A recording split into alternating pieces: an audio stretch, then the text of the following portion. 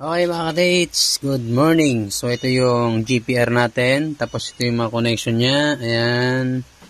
So i-test natin siya sa tester kung ilan yung kanyang capacity.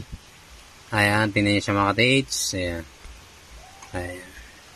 Ngayon open natin to. Ito yung negative, ito yung positive. Ito yung sa antena mga ka-dates. Open natin, tingnan niyo siya mga ka-dates. Oh.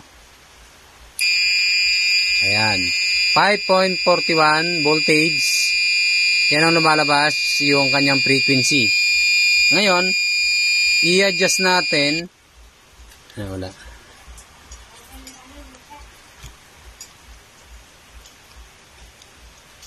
Wala.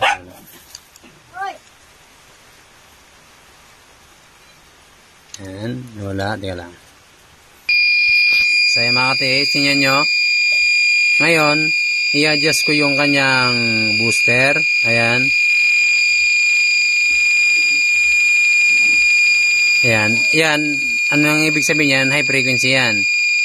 Yung threshold. Tapos, ayan. 2.3.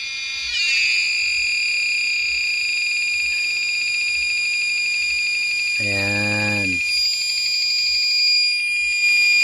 Ito na yung pinakamalakas. 6.1.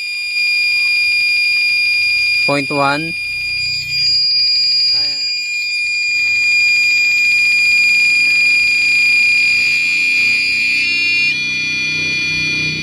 Bagong mystery siya mga ka-taste. 2.2. Ibig sabihin pointer yan. Nakapin pointer yan. Normal. Ayan. Pag pinatay natin, mawawala.